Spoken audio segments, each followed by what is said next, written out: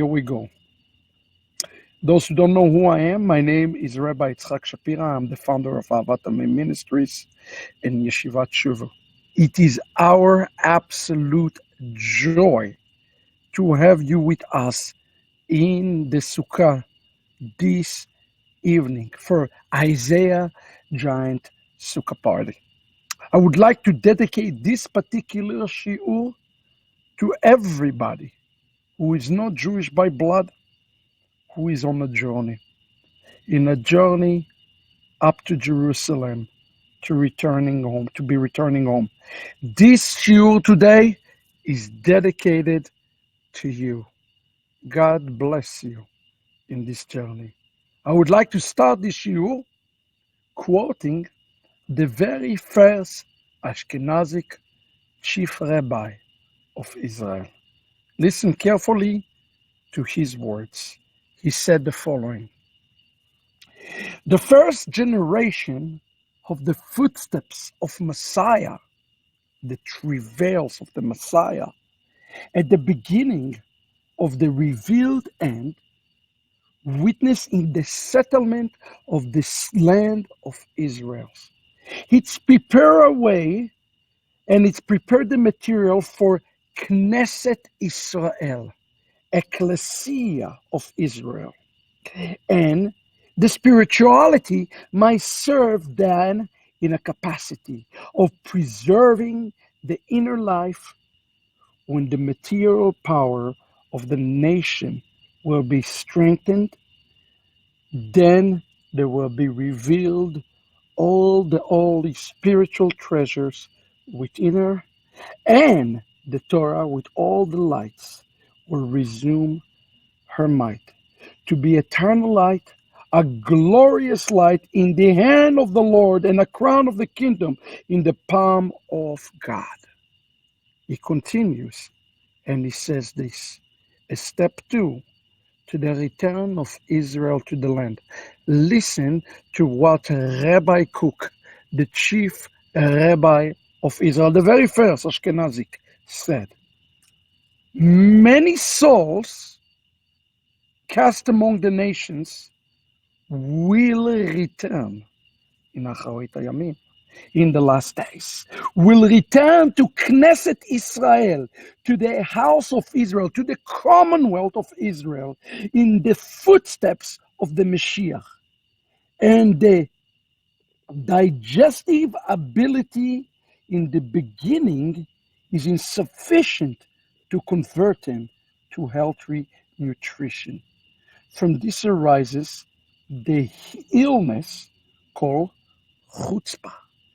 Let me explain that. But it is only a passing element. Okay? The bounty of the nation you shall consume, and you possess their honor. What did he say? He says that in the last days, we can expect the nation to be grafted back to the house of Israel. Initially, it will be like an indigestion. It will be a difficult process. But as we slowly work through this, it will bring a great blessing, both to the nations and to the house of Israel.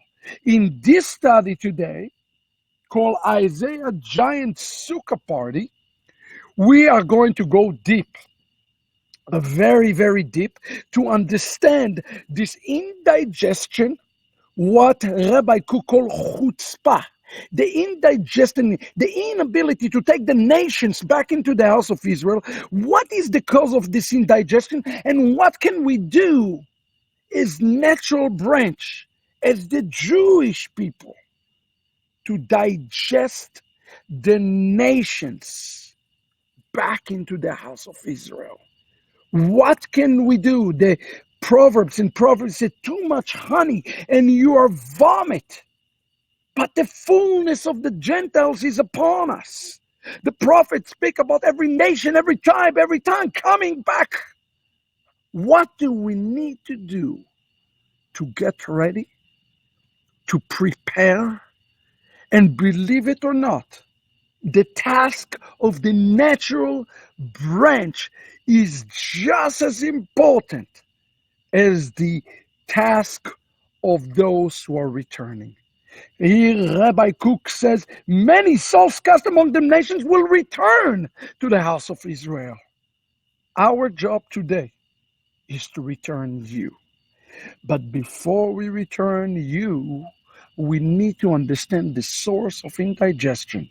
And what do we need to do to return you?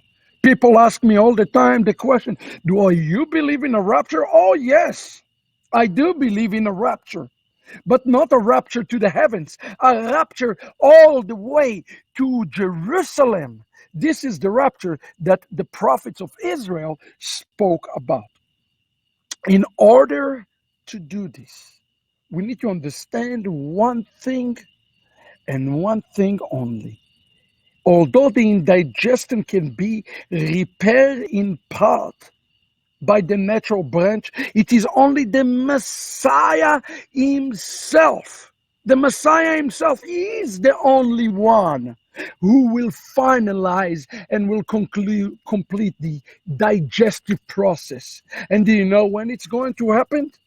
How ironic is that in the New Testament, the day that it is going to happen, this final step of approval happened in none other than Sukkot. And today we are going to look at the word of the rabbis and the sages.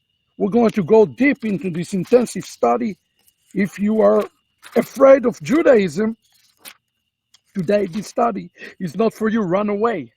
But if you want to know what the prophets of Israel spoken about, why it says in the book of Revelation the following, you'll understand Rabbi Kook in a minute. And I hope, please share this. This is revolutionary words from the prophets of Israel. Here we go. It says in Revelation chapter 7:9, and behold, I saw a great multitude. Nobody could count, from all the goyim. Sorry, it doesn't say that they're Jews. They are from the nations, from every tribe, from every tongue, and they stand before the chair and before the Lamb with white. What do we wear in Sukkot? White. And what do they hold in their hand? Kapot marim. What is that called? Lulav. How do those Gentiles know to hold the lulav in their hands? They know to hold the lulav in their hands because the fullness of the Gentiles occur, and Sukkot is taking part. It's part of Sukkot. And listen to what happened there. And it says there in the text, in the verse 17, and he wiped away every tears from the eyes. You know, people just overlook those words. The same word you find in Isaiah. He wiped away the tears of their eyes. But here he's not wiping away the tears from the eyes of the Jewish people. He's wiping away the tears from the eyes of the nations. And the reason he's wiping away the tears of the eyes from the nation is what Rabbi Kook called the chutzpah. The chutzpah is over. The indigestion is over. The nation received the final step of approval. They don't have to go to the rabbinic authority. They don't have to do a conversion. They don't have to do any of those things because the Messiah of Israel is completing this process. So wait a second. If the Messiah is going to complete the process, what is it have to do with us? It seems like we don't have to do anything. Oh, Chaverim, how much we have to do to prepare for this great and awesome day. Today, in this study that we are getting into in the holy third day of Sukkot, we are going to see what we have to do to get to this great and awesome day of Sukkot, when Mashiach will conclude the indigestion of himself and all of his followers. The answer for this question found in one chapter, Isaiah chapter 11. Today we're going to study together Isaiah chapter 11 in depth through the word of the sages, through the words of Judaism, through the words of the rabbis together. So we have with us here today the main stars of this study going to be the following. We're going to look at Abarbanel, Don Yitzhak Abarbanel, one of the leading anti-Messiah rabbis, anti-Yeshua. But we want to look at what he have to say because he have very interesting and strong insight, specifically that deals with Isaiah chapter 11. We're also going to look today at Ovadia Sforno, who is a commentator who deal with the pshat, with the literal of the text. But the main commentator that we're going to look at together today is the Ramad Valley, Rabbi Moshe David Valley. Some say he was the student of the Ramchal. Some say he was the rabbi of the Ramchal. I leave it to your imagination. But this is in authoritative voices inside of Judaism. Today we're looking for a solution, Chaverim. If it is true that the return of Israel is the first step in the Geulah, and the second step is, as it says here by Rabbi Kook, the return of the nations back to the house of Israel, just like I'm sure that Rabbi Kook never read Romans 11, but that's exactly what he says is going to happen, the fullness of the Gentiles. How do we get there? Let's turn together to the text. I hope you'll be blessed today from this teaching. I dedicate this shiur to you from the nations today. Sukkot is your holiday, just as much as it is our holiday. ברוך אתה אדוני אלוהינו מלך העולם, אשר קידשנו במצוותיו וציוונו לעסוק בדברי תורה. Amen. Let's start with the text, shall we? Let's start to Isaiah 1, and for your convenience, I put it for you so we can read together the text. The text starts with the word, ויצא חותר מגזע ישי ונצר משורשיו יפרה או יפרה. But a shoot shall grow out of the stump of Jesse, a twig shall sprout from his stalk.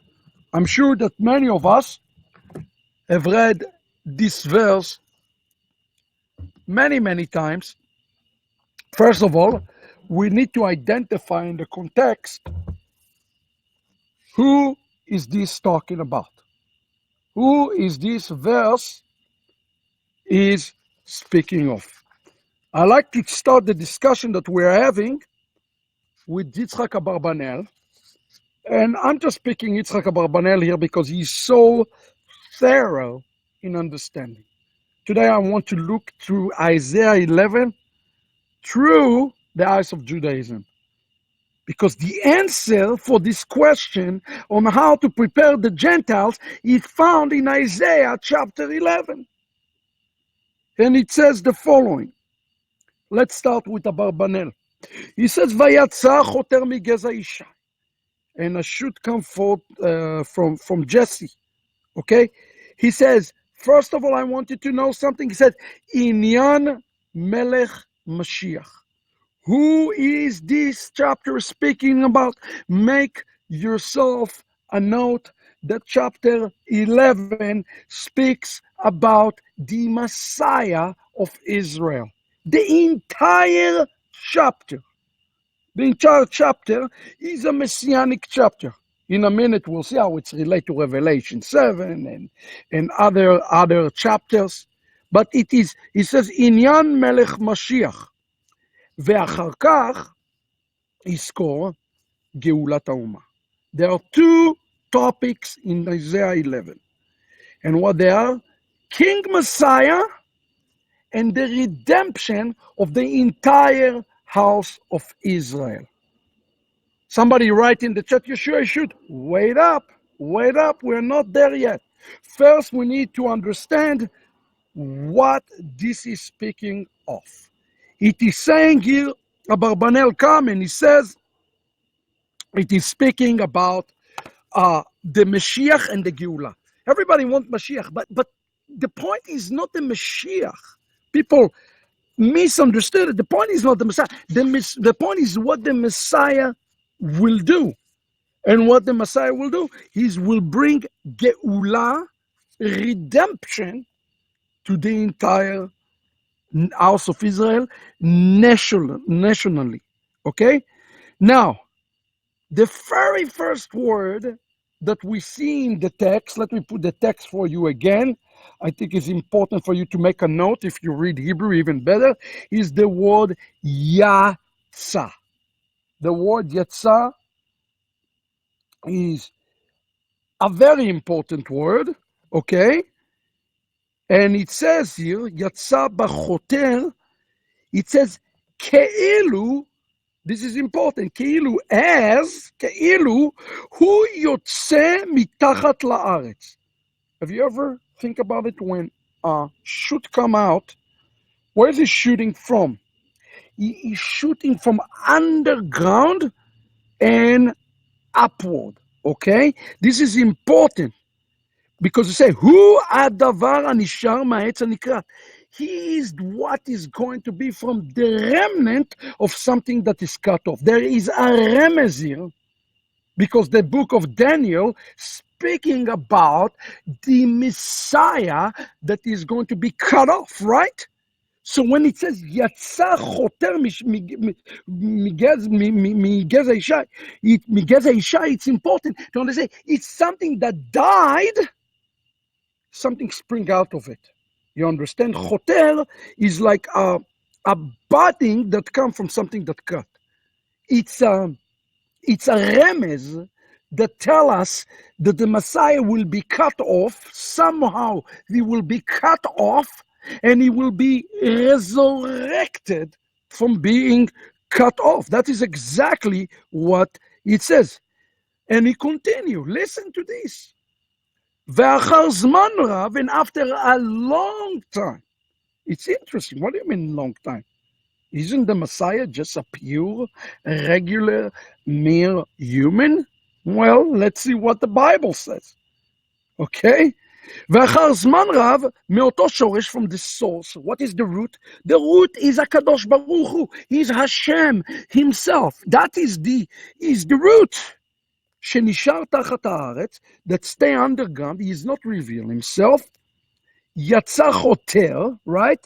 There will come a shoot, one shoot. It is also applied to Israel. And here's what Abarbanel says, amazing. Ken Israel, also Israel, אף על פי שהיו בגלות, also Israel is in the exile all the time, the Babylonian, the Persian. And here is the beautiful thing. Who is the one that's shooting out? Is the Messiah, but he's also speaking about Israel, because the Messiah and Israel are parallel. And he said it. He says it. Abarbanel says this. He says also the same is about Israel. They cut when they're in exiles, and they are chopped to different parts. But he says there is always, he writes, Yesh lahetz tikva.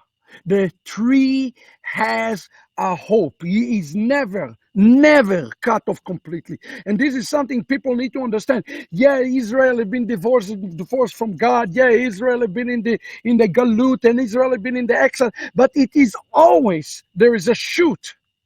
Just like the Mashiach is a shoot. It's the same thing. כן נשאר הגזע והשורש, ומשם יצמח חותר. Yes, the root system, he says, stay indefinitely, okay? It's eternal, okay? And who is there in this eternal? He says, Shehu, here we go, Shehu Melech Mashiach. Who is this eternal thing that comes from the eternal? It's Messiah. And now we understand why it says here in the text, Veyatza choter. It doesn't say Vanivra choter. What is the difference between saying Nivra like Genesis 1:1. Bereshit bara Elokim et hashamayim v'et haaretz. In the beginning, God created the heaven and the earth. It's something that is created. But here it does not say created, does it? He says Yatzah. It's speaking about the pre-existence of the Messiah, the soul of the Mashiach. The name of the Mashiach was created, according to Pesachim, was created before the creation of the world. This is what the Talmud says. 17 were created before the creation of the world. One of them is the name of Mashiach, which means his existence was in place. He was there. He just chose to reveal himself. You know, when Yeshua revealed himself, please understand that his neshama was before the creation of the world. That's why it says Ve'yatza. Okay, he's Melech Mashiach, and here it says Oto Yeches El Ishai. Who is Ishai? Ishai is Messiah, son of David. This is an important point. Which Messiah are we talking about in Isaiah chapter 11? Cut and dry. It seems like we're talking about Messiah, son of David. Well, guess what? If you get through this entire study with me, you're going to find out a big surprise coming in the end of the study here about the identity of this. Although we have to stick with the text, it says Migeza Ishai. He is Mashiach, son of David. Okay? And he says here, Hayat Sadiq Gamur. He is completely righteous. Oh my goodness, we have another problem here. All of those who want to proclaim that the Messiah is a mere human. He says, Velo chata miyamav. He never sinned. Not even the tiniest of sin. According to Abarbanel. Wait a second. The book of Jeremiah, and I believe also in Job, says that anybody who born to a woman has sinned.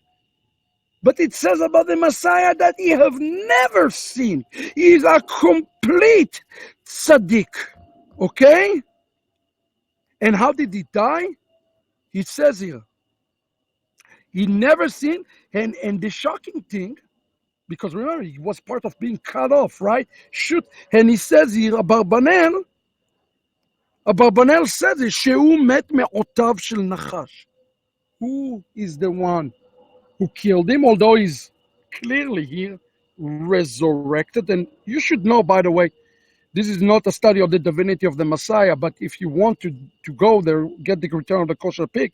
But even the Talmud speak about the Messiah, that there is a very strong possibility that the Messiah will be resurrected from the dead. So don't get freaked out when we're talking about the Messiah resurrected. It's totally Jewish, the concept that the Messiah died and resurrected. And that's why the Chabadniks expect Schneerson any day to raise up from his grave. He died from a Hasatan, from the serpent. Think about the prophecy of Genesis chapter 3, okay? Now, here is important thing. Why did he die? Because here he's resurrected. So, according to Jewish understanding here, the Messiah somehow will be resurrected. And why did he die? What did he do to sin? Listen to what Itzhak Abarbanel saying. Wait, will we get to Ramat Valley? Lo be'avur chat'o. He did not die. He did not suffer for his own sin. V'lechen yiches melech Mashiach elav. He's speaking about not for his own sin. What is it says in 1 Corinthians 15? I believe it's 1 Corinthians 15. It says, Mashiach became sin. He became sin. He's not a sinner. He became sin. There is difference. Okay? And now we continue and he's saying here, let me get there. Ishai mishorshav amar shorshav. Okay, why does it mention shorshav in plural? Because the word shorish, the roots, its roots, it's talking about David, it's talking about Solomon. Now listen to this. Let me go for a moment to the deeper understanding. Now we know that he's talking about redemption, elected Messiah, okay, that somehow was cut off and resurrected. He's also speaking about Israel and he's speaking about the redemption. But listen to what it says. I am quoting now from the Ramad. He said, כבר אמרנו, we already says, למעלה שאורו של מלך משיח. We already says that the light of King Messiah אינו יכול להתגלות. He cannot reveal himself until the crown has fallen. Please hear what I am telling you here. The so-called falling, okay, בנפול הכתר, okay, בנפול הכתר של השטן, he's talking about, yes. So there have to be a changes in power that will take place. And here it says, ויצא חותר מגזע ישי. This is important, okay? The kingdom, he says, belongs to him, but there is a problem with his kingdom. In a second, you'll see why is his kingdom so important, because it's related to the Gentiles. He is going the one who causing the Gentiles to be acceptable. But he says, until the crown of Satan has not fallen, the Mashiach cannot have the crown. There is a battle of the crowns between Mashiach and between Satan, a battle for a crown. Here we go. As long as Shemalchut HaRish'ah, that the kingdom of evil control, okay, the shoot come out of the from the root of Jesse, from the root, okay? He is shakua betoch haklipa. This is very important, very deep. As long as Satan rule the world, okay, he says the Messiah, he is inside what's called a husk or a klipa. He cannot reveal himself. And what do you mean? What do you mean? The Mashiach is greater than Satan. It is true, but the Satan have dominion in the earth right now to roam around and do everything that he chooses to do in essence, although he's still under God in some respect. He is under God. Not in some respect. He is under God. But at the same time, when we choose to follow darkness, guess who's getting the blame for the darkness? Mashiach. This is why free will is so important. We choose to empower Hasatan, and really the consequences of empowering Hasatan, according to the Ramad Valley, is that the Kedusha is deep inside the klipot. Okay? Meaning he cannot reveal himself. So here we're talking about the day he's revealing himself. Okay? But he said, he, the Messiah, this is amazing. ואינו יכול לצאת מתוכה. The Messiah cannot come out of the klipa of darkness without somebody redeeming him. I know that sounds radical to many of you here. You say, what do you mean? We need to redeem the Messiah? I didn't say it. The Bible said that. It says in the book of Kohelet that he is in the house of the prisoners. In Kohelet chapter 4, we just read it in Sukkot. Why do you think we read it in Sukkot? You know, we're going to talk about that one in a couple of days. He is inside a klipa, okay? We've seen it again and again. If you ever wondered the question, wait, Joseph became the second in command to Pharaoh. He have all the resources available for him. Did it ever dawn on you in the question, why did Joseph did not went and find his father? If his father meant so much to him, and he said, "Ahod Avicha is my father is life." If he misses his dad so much, why didn't he went to find his father? Because somebody had to redeem Joseph. Somebody have to go and bring him out. Just like the Torah says in Parashat Tazria, it says that people have to go and bring the leper in the day of his cleansing. He's cleansed, but somebody have to bring him in. That's what the Torah says. In the book of Hebrews, chapter 11, he's talking about us going outside the camp to bring him into the camp.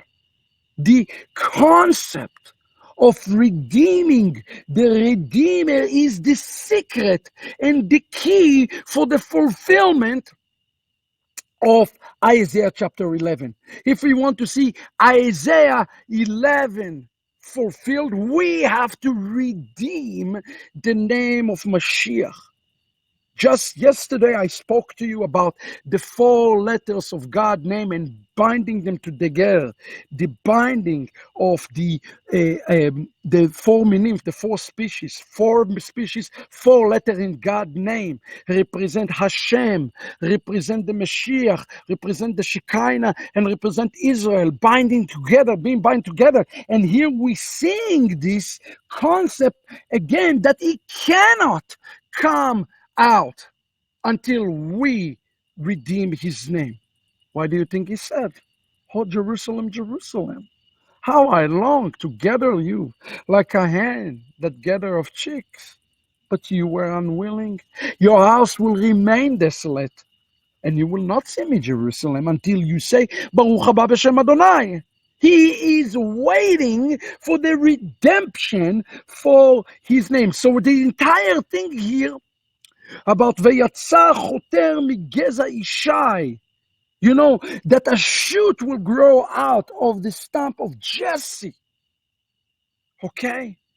It's really have to do with us opening the doors to Mashiach, return, opening the klippah, opening the husk just a little bit. And each and every one of you today who is not Jewish, who is returning back home, that's exactly what you do. You're opening the husk just a little bit. You're part of this historic rectification, especially if you're returning back to the Torah, if you're returning back to Judaism with Yeshua. So here the Ramad says is, the Mashiach, cannot come out of the husk. Okay? Ela ken, here we go, unless there is a but. There is a but and there is an unless. Unless nishchat binyan aklipa legamre. Unless, the only way this verse is going to be fulfilled, and please don't write me hate email, and don't write me nasty emails, and don't tell me I am anti this and anti this. This is what Judaism says.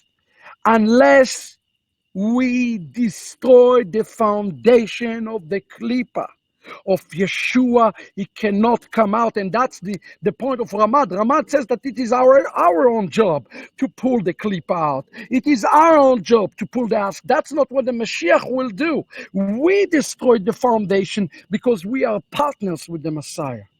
Isn't it true that it says in the book of Hebrew, Chaverim aitem laMashiach? What is Chaverim? Partners.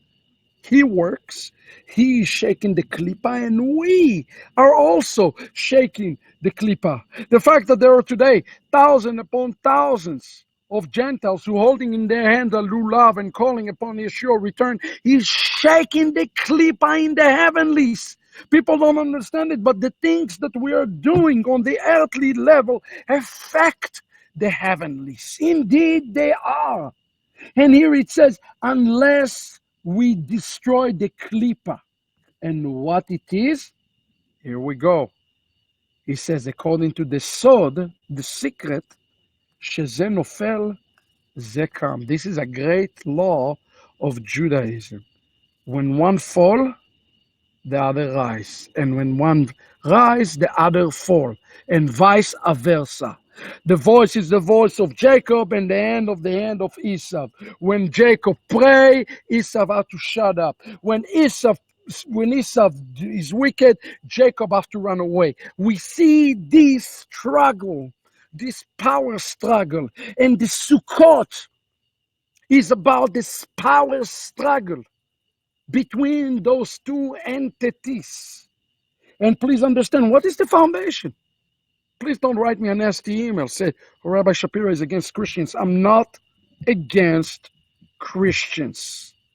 I am not against Gentiles.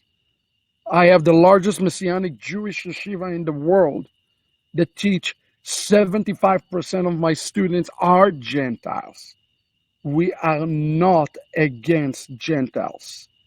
What we are against is what Christianity made Yeshua to be. 2,000 years of keeping him in prison as a prisoner of Rome, of Edom. That's why Messiah is the gate of Rome. We're going to talk about this tomorrow. I hope you don't going to miss this study tomorrow. Why do you think it says in Isaiah chapter 9, verse 5 and 6? A child is, a yelad is born unto us. A son is given unto us. Child is not a good thing. When we say a child, yelad yulad lanu is a derogatory term. It's like saying to somebody, hey boy, hey little boy.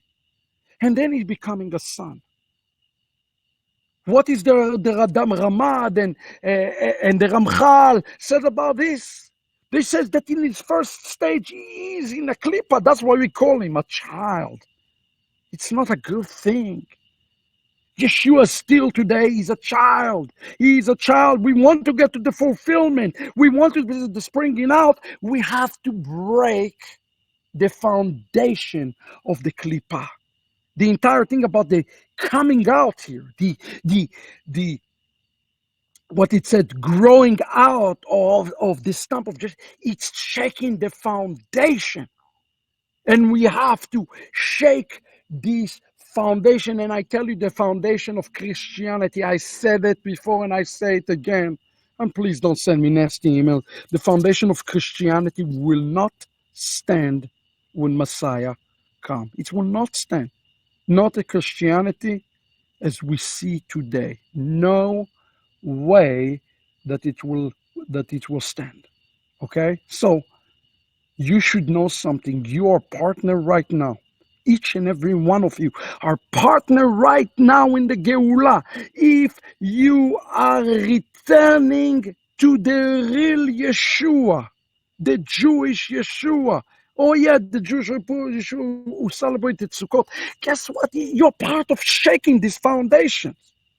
If you say no more, no more, I'm not going to replace Easter with Pesach. I will no longer replace Sukkot with fall festival. I will no longer replace Christmas with Hanukkah. I want to celebrate. I want to live my life as Mashiach did. Guess what? It's not that you are under it. It's about what the Ramad speaking about here. He's speaking about the foundations that of the Mashiach who are today are being shaken because we are returning him back to Israel. Sheze nofel zekam. Listen, this is important. And he says, this zeu atam. This is the essence when they said in rabbinic language, tam, they're talking about the essence. This is the essence of our life. שגילוי אורו של משיח נזכר בלשון יציאה.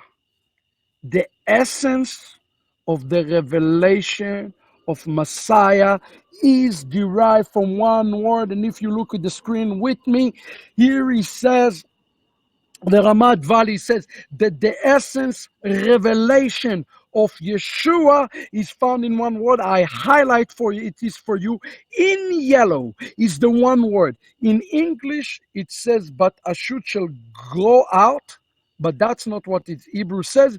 The Hebrew word that is used in the text is the word Yatsa. The entire essence here is the word Yetziah. The word Yetzia is coming out of something. And tonight I invite you to come out of the klipa. What do you think? You're not under the yoke of Edom, the bondage of Edom? You are yourself under the yoke of Edom today. And if you come out from the yoke of Edom, the bondage of Edom, Mashiach is coming out with you. And this is the word here that says, well, how is he coming out? How does he coming out? Exactly. Anybody want to tell me how did Mashiach coming out? And what is the point here? He is not coming out on his own. He is coming out. Look at this. I open my Bible. I didn't even know. Look at this. This is incredible. I opened my Bible straight to what I wanted to read to you. Thank you, Lord, for opening my Bible straight to what I want to read to you. Make yourself a note if you want to understand what is the Yetzirah coming out. What does it mean to go out? And the Lord, Leviticus 14. And the Lord spoke unto Moses, is saying, this will be the Torah of the leper in the day of his cleansing. He's already cleansed, but here will be his Torah. And he was brought to the high priest. And the high priest went to the corner of the camp, and he saw him, and he says, he's healed. Please tell me something. How did he was cleansed? How was he cleansed? He was cleansed because somebody went and brought him in. Somebody had to do it, and that's the point that he's speaking about here when he say Yetzirah. Somebody have to leave the foundation. We call it this foundation Christianity, Edom, Esav, and he's brave enough to go and to look for Yeshua in a no-man land. Yeshua is not with the house of Israel today. Sorry, he's not. He's a leper for Israel. And he's not with the church either. They have the fraud. And I'm sure my good friend, Stephen Ben Nun, and all of those guys from the Hebrew roots would love these comments. So here you go. Let me make it very clear. The church does not have the real Yeshua today, because the real Yeshua have to be unified with the house of Israel. He has to be echad with the house of Israel. And here the Ramad Valley says that he's in a klipa, and unless we shake the structure of the klipa, nothing going to happen. Now remember, I told you that the remez here is the word Yetzirah. By the way, can I ask you today to share this shiur? I want to break a record with this shiur today, so it's reach a lot of people. Because you know what Sukkot is about? Shaking the klipot, shaking the structure. I hope we shake the heavens in the next few days. Now you understand the word Yetzirah. Think about this. Lefi shehu yotzeh, when the Messiah come out of the klipa, he says, mitoch haklipa, mamash bedochak betza'ar gadol, in great tribulation, in great difficulty, the Messiah is going to come out. It is true for you and I, for us to come out of the klipa of Edom, from the spirit of Edom. It is going to be difficult. It is going to be extremely difficult to come out of this klipa. That's why the word Yetzirah is not like, hey, I'm leaving. It's not like this. That's what the Ramad explaining here.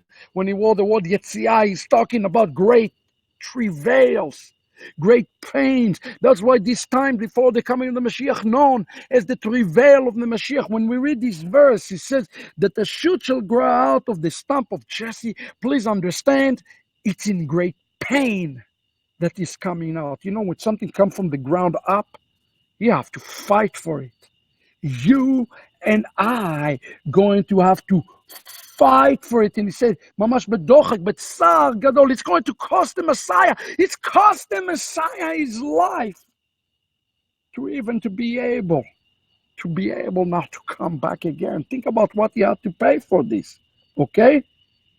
He said, Al yedei shezot, the yetzia, the going out, neset, it's done, the living, right? So now we know that the Choter Migeza Isha is speaking about those who going with him. We have Yechida, we are Yechida with the Messiah. We are one with the Messiah. Therefore, it's not just the Messiah coming out. We are coming out with the Messiah. Messiah is pushing us and we are pushing him. So we are working together. I don't know how I'm going to get through this entire chapter, by the way. I'm verse 1. I was planning to go through this entire chapter today. I'm going to have to continue this in another time because guess what? We're an hour into the broadcast almost, or 15 minutes, and we're just in verse 1. My goodness. But this is just flat out too important. Listen to this. He says here, therefore, he's coming in dochak, he's coming in great difficulty because it's involving his travails. Therefore, the tribe of his kingdom is called what? Look what the text says. Look at the beautiful remez here. What does it say? It says here the word choter. And a shoot shall grow out of the stump of Jesse. I want you to pay attention to this word. Now you understand that the word grow out is talking about great travail, a great pain. But what about the word here, choter? Listen to what the Ramad is saying about the word choter. He says, if you take the word choter and you flip them, what word you get? You get the Hebrew word tarach. What on earth is a tarach? A choter is a shoot, but what is a tarach? Okay? Tircha, if you say in Hebrew tircha, you have to go something in great pain, in great labor. Okay? He said, כשהן הולכות ונשתחטות מפניו מפני עבורו, עד שהוא בסוף יוצא מדרגת הכתר. Oh, wow. Every klipa in the coming of the Messiah is worse and worse. The Tircha speaking about, I'll give you an example. The other day, my wife asked me to wash the house, okay? She always does it. She's amazing. But she had an appointment. And we have a tradition in our house. And in a tradition in our house, before Erev Shabbat, we always mop the house, prepare the house for the Shabbat. It's a beautiful thing we always been doing, I mean, in Jewish culture. Anyway, she had to run somewhere, so she said, honey, can you do it? So what I did, I put the water in the mop, and I start to mop it. But I didn't put the soap, I put very little water, and I didn't sweep, okay? So she came home and she said, did you mop the floor? And I said, of course I did, honey. Look how beautiful it is. She took the broom, and she started brooming, just getting all the dirt. She said, how can you mop like this if you didn't sweep? It's impossible. In my mind, I did a good job, but I just did it to get it done. But please understand something, that the tircha was to move the furniture. The tircha was to use the broom. The tircha was to pick up everything. And the action itself was not the difficult part. The tircha was all the other things you have to do before that. That's called in Hebrew tircha. All what we call in English the hustle. The hustle. And here what he said, that the word choter is from the word hustle. It is going to be a hustle for the Mashiach to come. I know people want a solution today that is simple and it is easy. Oh, we want to be raptured and we don't want to worry about this. We want to sing Kumbaya with Mashiach. No! The prophet of Israel said that there will be a tircha. It's going to be a difficult. My good friend recently come under fire. I got to say something about that too, since this is the Chag. But my good friend Rabbi Yecheskel has been teaching a couple of very interesting shiurim on a prayer that I first spoke about in the Return of the Kosher Pig on Yeshua Sarapanim, and he did a shiur, and a few people contacted me and says, "Oh, did you listen to Rabbi Yecheskel? He now reject the divinity of the Messiah." So they recorded him. Some guys recorded him and said, "Listen, we have to do something about this guy. He doesn't believe in the divine Messiah and so forth." Anyway, so they sent me the video. I went and I listened to what Rabbi Cheskel was saying. And I'm like, oh my gosh. He's actually teaching people Judaism. He's actually teach the way any Orthodox Jew would have taught, but he's teaching it through the Messiah lens. And I realized something. The second, he was so much light years ahead of everybody else. He was quoting things that most people probably cannot even pronounce. And he was like, he's like, and if you ever heard him teach, you know Rabbi Zik, he's amazing. Just amazing guy, an amazing teacher. So he was there, and the people just wanted like a quick and easy answer. Oh, everything is about this. It's all black and white, and that's it. But that's not the way we even study Torah. What Chazal teaches, if one study Torah and it's not in tircha, it's not in dochak, it's not with our back against the wall, there is no study of Torah of this. So please, don't send me any more emails about my friend. What he teaches is fine. There's no issue with anything he says. On this particular thing, I can't speak about everything. I can just say there is a need to teach more Torah in such a way, and I actually applaud him for doing so in such a way that exposes people to Judaism, just as I do for you. Others do it as well, and Rabbi Cheskel does it very well. So, Baruch Hashem. You have to go through tircha. The klipa will come off on a tircha. If we want the klipa to go, yes, you're going to have to change your life. You're going to have to go and to be transformed. You want to have a good marriage? It's going to include a tircha. You want to have a good relationship? You're going to have the tircha. Everything that is worthy is going to have tircha. Okay? And it's going to get worse the closest we're getting ourselves. What he says, Levasofu Yotze, he is coming out. Where is he coming out? He's coming out from the madrega of the Keter. Where is Mashiach stem from? The Keter. Who is the Keter? The Keter is what we call the Father, HaKadosh Baruch Hu. Is Mashiach? People ask me, is the Mashiach the Keter? Well, it's depends how you read it.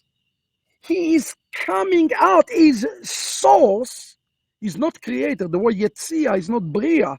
Remember, we talked about this before. He is stemming out of HaKadosh Baruch Hu in the purest of form. Is he a Kadosh Baruch Hu in such way? Well, all of his powers are from the Kadosh Baruch Hu. Okay?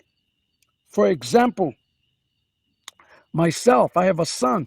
How did the son get to the world? He came from the seed and the egg, right? So can I say my son is 100% me? No, I cannot say he's 100% me because thanks God, he have a lot of his mother. He doesn't just have the father, he have the mother. But in the case of Mashiach, if we are able to remove the klipot, And here is why we want to do it, because he is the one who's going to put the seal of approval on the nations, as we're going to see in the next year, or maybe later today. We'll see how much strength you have. I'm watching how many people are watching. But it says, לבסוף ממדרגת הכתר. Mashiach is purely connected to HaKadosh Baruch Hu in a way that none of us can be connected to the Dargah of the Keter without getting too much into the Sfirot and so forth. Ve'az, and then, when the final Klippa is broken, ve'az mitgale oro legamrei. And then he revealed himself, and to finality, ועליו יציץ ניצרו, ניצרו בבחינת הרצון העליון, yada yada. And then the world will be restored, and the tikkun will happen fully, completely, fully. By the way, look at what the text says. It says that the twig shall sprout. Let's look again. The twig shall sprout from his stalk. Now, the word there in Hebrew is the word ifre. The twig shall sprout from the word ifre, related to the Hebrew word pri, to the fruit. And that's what it says. When the fruit come out, again, remember, we're talking about a husk, a fruit that have a husk, a shell. But when the husk is finally coming out, the fruit is revealing himself in his full glory. People ask me, is Mashiach is God? Well, has he revealed himself in his full glory yet? That's a better question to ask. The answer is no, he's not yet to reveal himself in the full glory. We're not there yet. He's not revealed himself in the full glory, but he will, okay? Therefore, it is important that King Messiah will receive all the worthy blessings that related to his root. Are we ready? Wow. Whew. We finish one verse together in the Sukkah. Now we know that he's speaking about a Messiah. It's talking about the redemption of Israel. We know that this verse talking also about that is coming out through a klippah, that klippah related to you and I. Actually, it's related to the Gentiles, as we're going to see specifically in a minute, that this particular klippah is what needs to come off for all the wonderful things that we'll read about later on today. And how is it going to happen? In Tircha. It's going to happen in Yetziah, in Ticha, in a great labor, in a great pain. You might be going through pain today if you're returning back to the root. I'll tell you something, don't despair the pain. Your pain means Messiah receiving an opening in the husk. Let's move to verse 2. Let's continue. Are we ready? Let's do it. Verse 2. Here we go. Let's see how far we can go tonight, how much strength we have. הונחה עליו רוח אדוני, רוח חוכמה ובינה, רוח עצה וגבורה, רוח דעת ויראת השם. The Spirit of the Lord shall alight upon him. A spirit of wisdom, a spirit of insight, a spirit of counsel and valor, a spirit of devotion and a reverence for the Lord. Well, let's try to understand those verses together, very important verses. First of all, let's start with Abarbanel. First of all, he says that according to the prophecy, there are 10 different attributes that we'll find in King Mashiach. Now we get the resume of King Mashiach, okay? And those are things, are conditions for King Mashiach. 10 attributes, 10 conditions בגאולה העתידה, in the future גאולה, okay? And he cannot be Messiah without the fulfillment of those things, okay? So he's going through all 10 of them, okay? Um, let's just quickly see if we can list them. Those are important to understand them. Number one, it says, Abarbanel says, you have to be from the seed of David, Mizera David, okay? Number two, okay? And listen to what he's quoting here.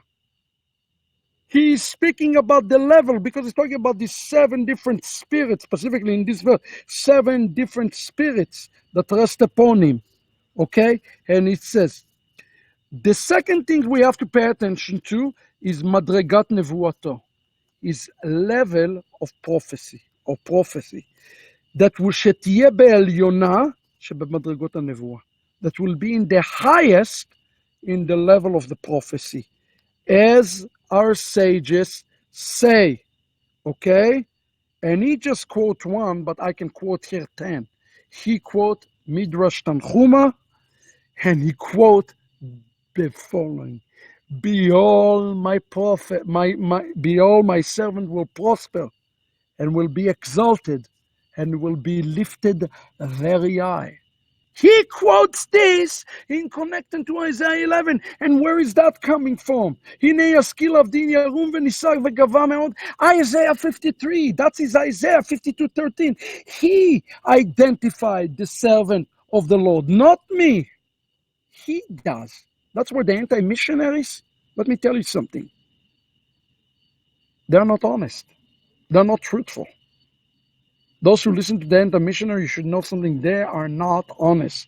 Because here, rabbis quoting this verse from Tanchuma and applying it specifically to the Messiah of Israel. The Midrash continue, exalted from Abraham, exalted from Moses, and greater from the messenger, the Malachi Asharet. And as it is say, and he's quoting some more, the point of the matter is that he's saying that this prophet is even greater than Moses. It's greater than Moses. That's number 2, greater than the Malachim. I devoted a full chapter for that in the return of the kosher pig. Okay? Number 3, he said there will be upon him, again, let's look at the Hebrew together. It says, Ruach Chochma Ubina, a spirit of wisdom and insight. Ruach Chochma Ubina. Listen to what he says about the 3rd attributes of the Mashiach. This is very, very interesting. And he says, the 3rd conditions have to do with the Chochma and Bina, wisdom and Bina. By the way, the word Bina, Ben of Yah, but that's another topic, okay?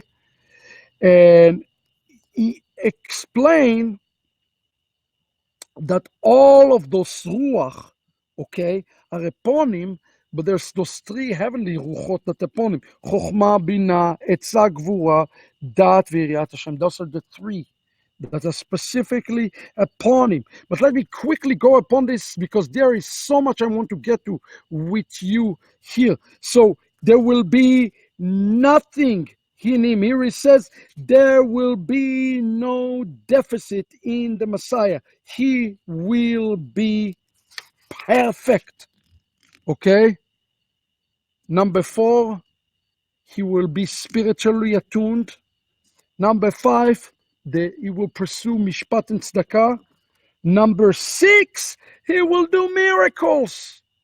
Abarbanel say, you have to do signs, wonders, and miracles. Not just like it says by the Rambam, who said, do not think that the Mashiach have to do signs, wonders, or miracles. On the opposite, he said he will have to do signs, wonders, or miracles. Number 7, he will have to bring shalom, complete shalom.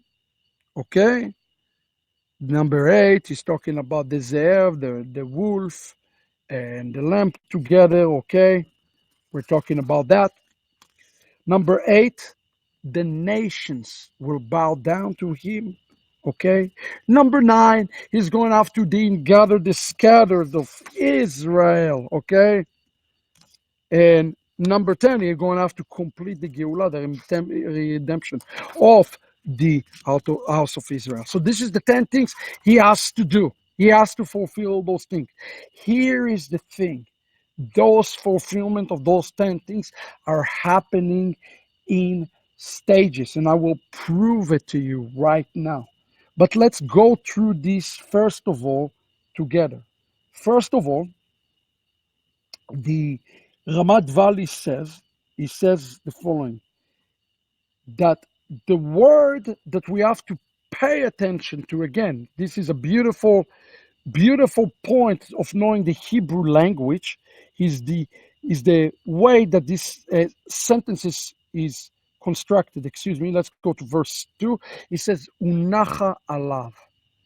In English, it's read, the Spirit of the Lord shall alight upon him. But what is this word, alight upon him? This is important.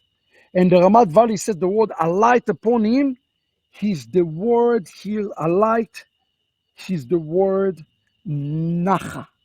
Nacha, he says, he's come from the word nachat, comfort. Noach, nachat. It's also related to the word menucha, the comforter. Who is the one who promised Israel the comforter? Mashiach Yeshua. It's also related to the word Menachem, okay? And he says, Soda Inyanhu, the matter of the secret of this matter, Shekol Zman Hazeh, in all this time, the root is inside the klipa, okay? And therefore, we cannot really feel, we cannot even see all those things. Remember, people ask the question all the time, what if Yeshua is the Messiah? Why there is no peace in the world? Why today there are wars? Why people die? People ask the question all the time. And that's exactly what he's talking about. He say, yes, he will have all of those things, but we will not be able to recognize those things, because we have to come and we have to dig deep to get to the root, to experience those things, okay? Now he says here, Ubagoim aem. Here you go. This is now challenging. Bagoim aem lo targia v'lo yeh lecha manoach lekaf reglecha. He's talking about the nation. Ad sheyotze mitoch haklipa legamrei. Where is the klipa? It says here that the Spirit is resting upon him, but the Spirit is concealed. Where is the klipa? It's with the nations. It's with the Gentiles. That's the point of the Ramat Valley. Ramat Valley says here that the only way to reveal him is, in essence, to convert. No, I don't want to use the word convert, but to bring in, and listen, the key to the puzzle here is the Gentiles, okay? She has been kurat ruach, okay, v'nachat. So how do we bring him to reveal the spirits of the world? He says that the key is for the Gentiles. In a second, we'll see what the Gentiles have to do. We're going to get there, okay? And it's continue. We're going to go to the next slide. Let's go to the next slide. Verse 3. He shall sense the truth by his reverence for the Lord. He shall not judge by what his eyes behold, nor decide what his ears perceive. Now think about it. He's talking about him now as a judge, and the way he's going to judge the world is going to be different with the way a human judge works. Why? Because a human judge by what he hear and see. That's the way judgment occurs. Now listen to what it says here. Alashon hazeh, the way he's judging, is related to the word here, excuse me, I'm wrong slide. Here we go. Haricho. And in your Bible, it might be translated to he shall sense. But the word haricho related to the Hebrew word rechaim. You know what is rechaim? Rechaim is a grinding stone. Have you ever seen two stones that they put together and they put together like olives and they pressing them together? That's the word that is using here in the text to talk about the way the Messiah is going to judge. Why? יסורים כרחיים וגם תורה מעשים טובים כרחיים. It's the way it's going to be in a fine tuning, and it's also related to the word reach. Reach in Hebrew means fragrance, smell. Okay, the way Mashiach going to judge the world when he reveal himself, he doesn't need to hear you. He doesn't need you hear what you have to say. It's really a frightening thought if you think about it. When you stand before him, there's not going to be any questions like people think, oh, tell me, how are you doing? He's looking at you. He know everything about you. He judge you by your aroma.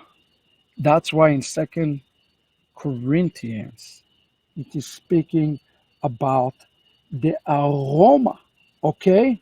Now the krachaim, I'm coming back to this krachaim, they said this is the sword of the klipot. It is the essence of the secret of the klipot. Messiah is like being grinded today by those stones himself. Okay? And that's what we need to do ourselves, like stones today. You know what you need to do today? You need to be like those stones, grinding yourself today. Grinding yourself, going through this process of bringing the klipot like a grinder, okay? And it's a suffering, and that's the only way that we can bring him from the root up, okay? Now, it says here, let me find. He will not do those things by his eyes or to his sides. He will do those things from the heavenlies. Okay? How? All that he will do is be the assistant of the Shekinah, and the heavenly lights. Now, I have to get a little bit forward in this study, because you might think we're just talking about the Mashiach, but what this have to do with Sukkot? What does actually have to do with Sukkot? Just a little bit about this, a few more verses. So in verse 4, he says the way he judges, and he's talking about the way he brings a universal peace to the world. So the beginning of the chapter, we see kind of a synopsis of all of the things that will happen once he reveals himself. But how is he going to reveal himself? Here we go. I want you to see with me the answer for this. If you have, I think I actually have the text for you, but if you have your Bible open, now you see how the indigestion, what I call the indigestion, will come to fulfillment. Messiah has to be reveal itself. Now the Torah have principle that is important. It says that if the first fruit is holy, so will be the entire harvest. You today, the Gentiles, who coming close to Mashiach, who coming close to the Torah, you are like those first fruit.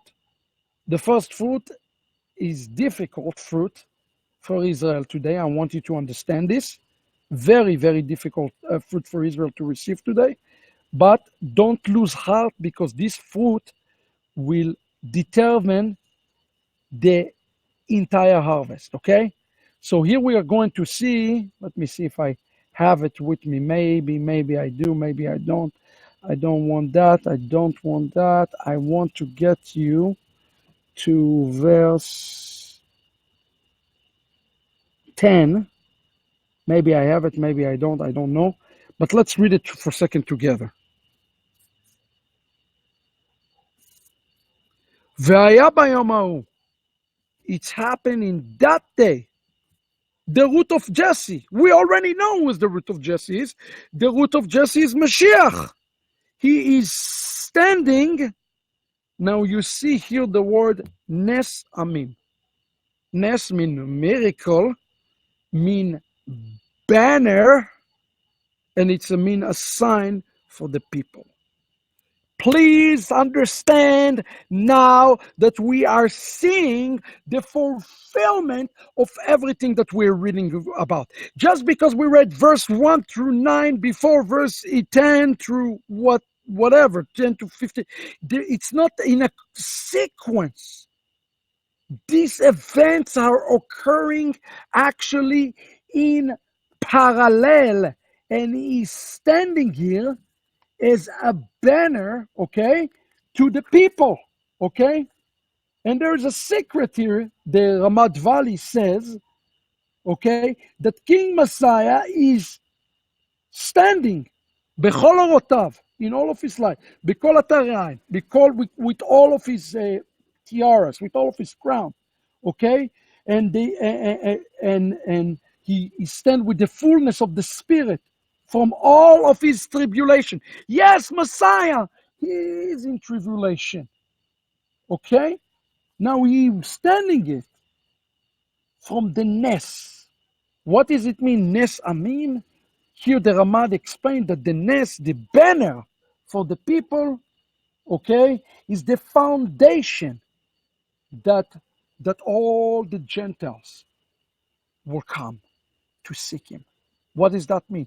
They come to the revelation who is the real Messiah, and they start the tikkun of who? Not their tikkun, the tikkun of the Messiah. The tikkun of the Messiah is starting with the Gentiles. It's not starting with the Jews, it's starting with the Gentiles. The revelation, because he's still in some sort of tribulation, the Messiah is still in start of tribulation. It starts with the Mashiach himself, okay? ואז לא יצטער כי לא הוסיפו בני עוולה לענותו. We will not afflict him anymore. Messiah is afflicted today. He is afflicted by the nations today. Okay? And here it says in the text that al yadehem, by the Gentiles. By the Gentiles. And I love it. The second I start talking about this, a wind come here over the Sukkah. The Spirit of God is clearly here. The Gentiles are the one who start the tikkun upon the entire Messiah. Okay? Please understand this. All the nations, this is the beginning. We are in this season today. And what did this mean? Elav goim idreshu. They are seeking him with all their hearts. They're seeking to know the real Yeshua, the real Messiah, not the Messiah that they've been sold for the last 2,000 years. They are seeking the real Mashiach, and that is the beginning of the Tikkun. So everything we read in verse 1 and verse 2 and verse 3, starting with the Gentiles. And it says there in verse 11, and it was in this day, Yosef Adonai, the Lord will. Here, let me see. I got to have this verse for you guys. Sorry, I got to find this for you. I hope I have it. Nope, that's 14. That's 13. Oh, I had 12. Oh, no. I want you to look at 11. I was sure I put 11. I must have missed it. I apologize for that. For 12, for verse 11 is so important. And in this day, Yosef Adonai Shenit. Now think about the word. The Lord will do what? Will add the second time to purchase his people. He is purchasing his people. Who as his people that he is purchasing? And why he said the word ad? What is the word ad? Is the word Yosef. What is the word Yosef sound like? Joseph? Yosef? Joseph? What is the name of the Sukkot? The Bible tells us that the name of Sukkot is the festival of the ingathering, the festival of the Asif. There are two clear remazim here. The one who resembles Yosef will be the one who purchased our people, because he's in that transition from being Yosef to becoming Mashiach ben David. You following? And when it happening? It is happening in Sukkot. It specifically says that it's happening in Sukkot, in the festival of Chag Asif. The text is so clear here. It's a play on words by the prophet of Israel. This is incredible. So he's purchasing his people, and listen what it says. So it says, סוד העניין הוא, לפי מה שידוע שיש בקליפות נוגע טוב ורע. Okay, here it is. In the klippas, there is good and evil. What is the good? All the holiness. He's returning. All of it. Every piece of holiness is good. But the klipot who are connected, you see, he's bringing them. That is an event that we call the rapture. He is rapturing them from all the lands to where? To Jerusalem. Okay? And listen to this. In verse 12, now we can look at this together. And in verse 12, he will hold us signals to the nation and assemble to a banish of Israel and gather the spirit of Judah from the four corners of the earth. He is in gathering them, okay, as Nasan Nesla going. But how is this signal to the nations come? And notice here, it's not clear why is he mixing the signal to the nation and the banish of Israel. This is important because we're talking about the Anusim, we're talking about the Sfaradim, we're talking about gathering those from Zerah Israel. They're Gentiles, they're not Jews.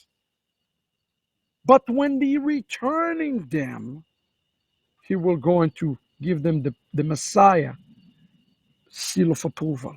That's what we saw in Revelation 7. But he is gathering them. It says here in the text, it's happening v'nasan es lagoim, through the Gentiles. He is going to do all of these miraculous things through the Gentiles. All the klipot of the Anusim and the Sfaradim and the Moranos and the Lembas and the Beta Israel, all the groups, all the klipots are going to fall out because Mashiach going to just kind of cleanse them off, dust them, and he will bring them. Although they are in the physical galut and the spiritual galut, they are going to be returning to the land of Israel. And here he used the word kaninu. It's a purchasing God. It is a purchasing God. And he says that the klipot here are so difficult. The entire word here, again, the asaf. When is this going to take place? This is going to take place in Sukkot. That is going to be one giant Sukkah party. A Sukkah party like none other. Like none other. We have never have had such a giant Sukkah. You know, we pray in the end of Sukkot for the skin of Leviathan to have a Sukkah from the skin of a Satan that Mashiach will build us. It will be such an amazing Sukkah because notice that not only the Jewish people there, not only those who are scattered among our Jewish people here, the Gentiles are there as well. Can you imagine the size of the Sukkah that we're going to need when we celebrate Sukkot? What is the key for all of this? What is this upshot for this Shiur of Ushpizin? What I want you to take from it, okay? The Messiah, as we saw today, is connected by the root to the Keter, to the Kadosh Baruch Hu. He is connected in perfection. The problem today is with the klipot. The klipot are very, very deep. And the way that those klipot come out to the beautiful promises we saw in Isaiah chapter 11, 12, 1, 2, 3 is through the removal of the husk. The removal of the husk is simply what Romans 11 calls the fullness of the Gentiles. It's the same thing, okay? But it starts with the nations. He says that the Messiah in verse 10, he's standing le nes amim. The Messiah is standing for the Gentiles as a banner for the Gentiles. Yeshua is standing today as a banner for the Gentiles. Yeah, he's not standing as a banner for Israel today. He is not ready. He is not ready. Israel not ready. And the Gentiles are not ready today for the coming of the Messiah. That's why I'm teaching you today from this Sukkah and not from Yerushalayim in the Sukkah of Mashiach, where Messiah would teach us all. How do we get ready? What we have to do? The key in these words in verse 10. Elav goim idrashu v'ayta menuchato kavod. Do you seek today Messiah? Do you seek him for what purpose?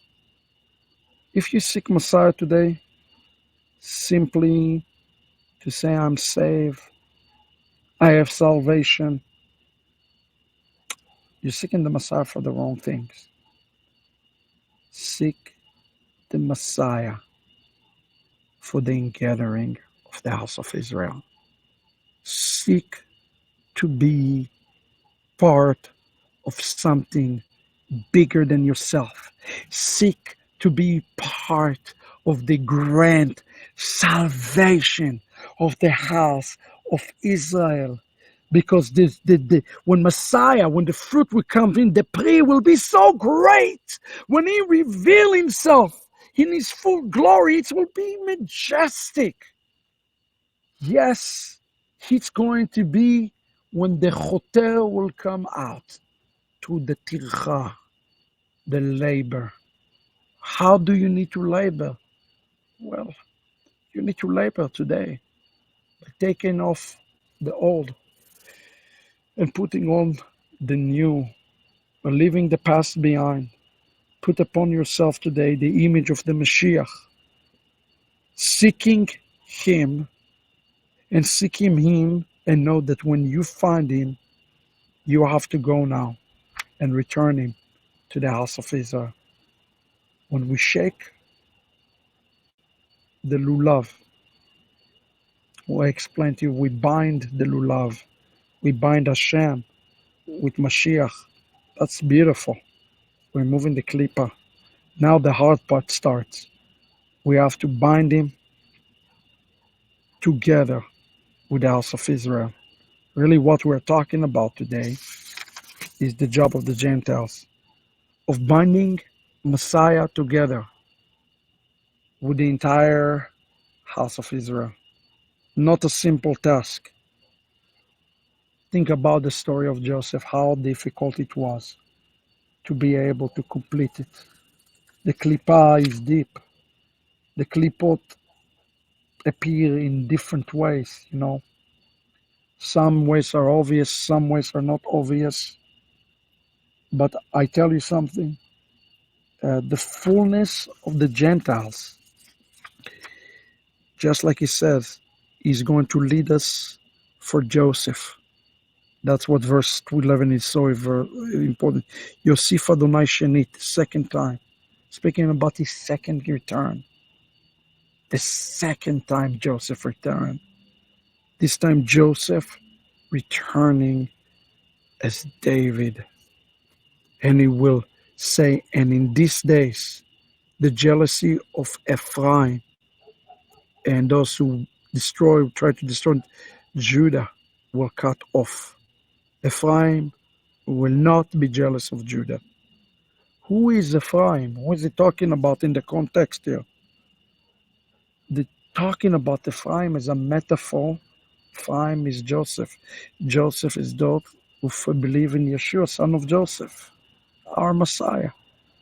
When there will be peace between Judaism and between the follower of Yeshua. That's what he's talking about here. That's what Ephraim is. Ephraim, Mashiach ben Ephraim, Mashiach ben Yosef. It's clear. And verse 16 says, and then there will be a highway for the rest of the people who will come from Ashur all the way up to Israel. We're building a highway. This highway is not easy to be built. I hope you enjoy this brief shiur with me today, this evening. Tomorrow, we're getting into Gog and Magog. I hope you enjoyed this shiur today. As always, the Sukkah is open. But the question is, are you willing to shake the klippah? Are you really shake the husk? I know that today's shiur had a lot of difficult concepts. Some you might understand, some maybe you ask the Holy Spirit to explain to you. The rest of you, shake this lulav. So glad you joined us in Ushpizin. See you under the Sukkah tomorrow evening. We're talking Gog and Magog. Litraot.